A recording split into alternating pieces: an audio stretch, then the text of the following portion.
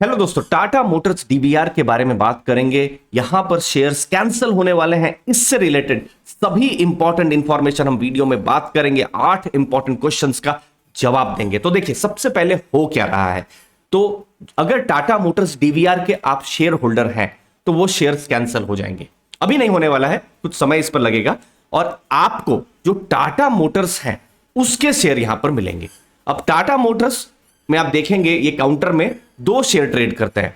एक टाटा मोटर्स जिसका face value 2 है और एक डीवीआर। डीवीआर का मतलब होता है डिफरेंशियल वोटिंग राइट्स, जिसका शेयर प्राइस हमेशा से हमको कम देखने को मिला है।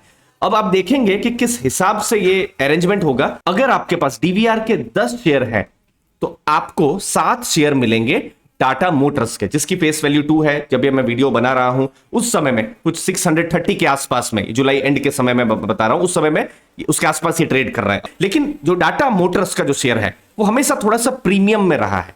किसके कंपैरिजन में? डीवीआर के कंपैरिजन में। तो डीवीआर आप देखेंगे 2008 में, उस समय में टाटा मोटर्स ने ये जो डीवीआर के जो शेयर है वो आए थे और वहां आप देखेंगे उस समय में 10% के डिस्काउंट में था। मतलब टाटा मोटर्स का जो भी शेयर प्राइस था उससे ये 10% कम के भाव में था। लेकिन आगे आगे मार्केट चलती गई तो हमने देखा 2010 से 14 के समय में डिस्काउंट बढ़ के 40% हो गया। फिर आप पिछले 5 सालों में डिस्काउंट देखेंगे ये 52% हो गया। इनफैक्ट पिछले 12 महीनों में आप देखेंगे डिस्काउंट 48% हो गया। तो ये डिस्काउंट हमेशा बढ़ता ही रहा है। जब हम जो डीवीआर की जब हम बात करते हैं, मतलब डीवीआर कम भाव में ट्रेड कर रहा है और जो टाटा मोटर्स का जो शेयर है वो ज्यादा भाव में हमेशा ट्रेड कर रहा है। अब मैं आपको कैलकुलेशन से समझाता हूं ताकि चीजों को हम आराम से समझ सकें। यहां पर ये जुलाई 24 का डेटा मैं लेकर आया हूं, ठीक है।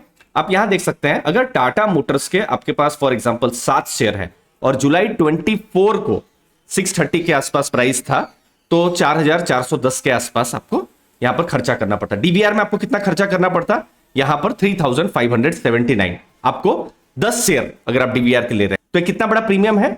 23.2% के आसपास का ये प्रीमियम है। ये कब है? जुलाई 24।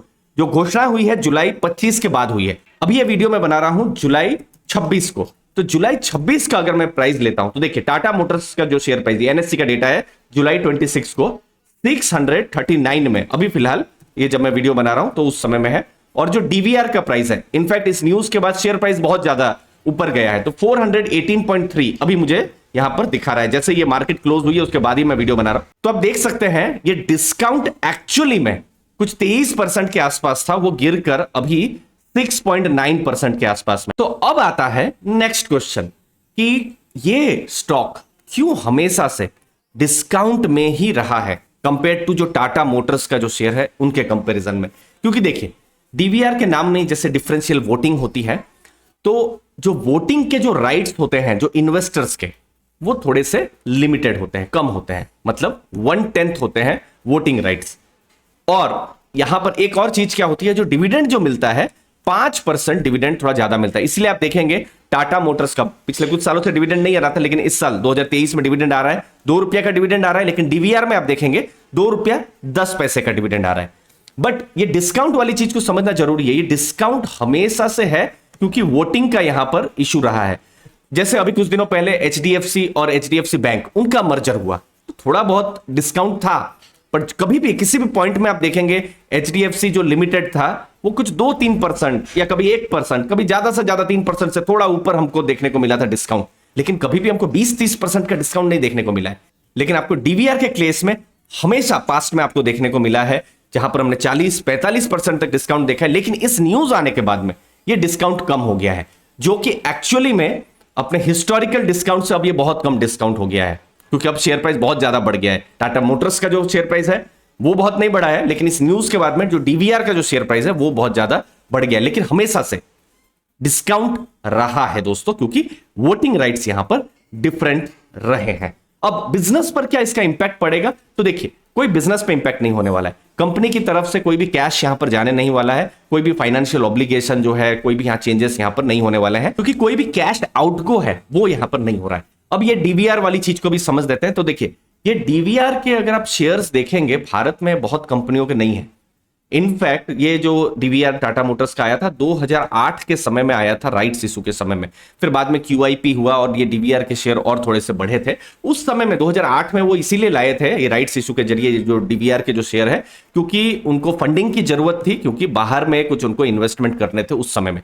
लेकिन पिछले कुछ सालों से कुछ रेगुलेटरी चेंजेस हुए हैं और अब डीवीआर का अगर इशू भी लाना है किसी कंपनी को तो वो रेस्ट्रिक्ट हो गया है। तो इसीलिए अब इंडिया में आपने भी देखा होगा कि कंपनियां डीवीआर को नहीं ला रही हैं। इनफैक्ट अभी आप देखेंगे रेगुलेटर्स भी नहीं चाहते हैं कि डीवीआर वाली जो चीज है वो यहां पर रहे, और कंपनियों भी आपने देखा होगा कि डीवीआर जैसी जो चीज है और किसी कंपनियों में गिन चुन के कुछ कंपनियों में रहेगी, लेकिन निफ्टी की किसी कंपनी में देख लीजिए वहां पर आपको देखने को नहीं मिलेगा, सिर्फ टाटा मोटर्स में देखने को मिलेगा। तो कुछ सिंप्लीफाई यहां पर कैपिटल स्ट्रक्चर हो रहा है।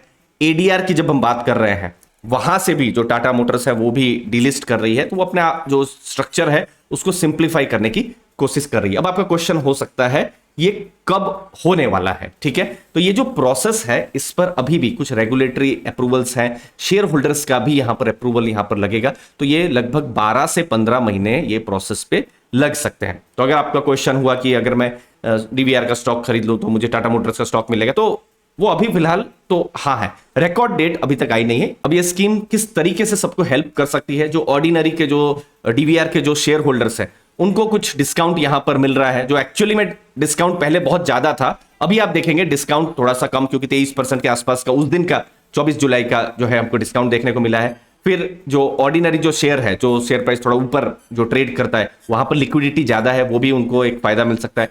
अब जो टाटा मोटर्स के ही जो शेयर होल्डर हैं, ठीक है, अब उनको तो कुछ नए शेयर यहां पर मिल नहीं रहे हैं, लेकिन उनके लिए कैसे फायदा हो सकता है। ओवरऑल स्कीम में आप देखेंगे कि जो शेयर्स हैं कुछ यहां पर कम हो जाएंगे, तो उससे अर्निंग पर शेयर जो है वो थोड़ा सा बढ़ सकती है। उनके जो राइट्स हैं वो कोई भी यहां पर इफेक्ट यहां पर नहीं हो रहा है, तो ये उनको एक्चुअली में कोई फर्क नहीं पड़ रहा है। फ्री फ्लोट जो है यहां पर बढ़ रहा है और उनके जो वोटिंग राइट्स है थोड़ा सा बढ़ सकते हैं, तो ये उनके लिए फायदा है। टाटा मोटर्स के लिए क्या है कि जो कैपिटल जो स्ट्रक्चर है वो एक स्ट्रीमलाइन हो जाएगा, नहीं तो एक जगह में उनको डीवीआर को भी देखना है और एक जगह में जो ऑर्डिनरी जो शेयर्स है उनको भी देखना है, तो ये भी एक चीज है। बाकी कैश उनके जो अकाउंट है वहां से वो जा नहीं रहा है, तो उनको कोई फर्क नहीं पड़ेगा, डेट पर भी कोई इंपैक्ट यहां पर नहीं पड़ेगा। तो ये कुछ इंपॉर्टेंट इंफॉर्मेशन रही टाटा मोटर्स और टाटा मोटर्स डीवीआर के बारे में लेटेस्ट। मुझे उम्मीद है आपको वैल्यू मिली होगी। सब्सक्राइब करके रखिएगा अर्ली फाइनेंशियल आजादी। धन्यवाद आपके टाइम के लिए। थैंक यू दोस्तों।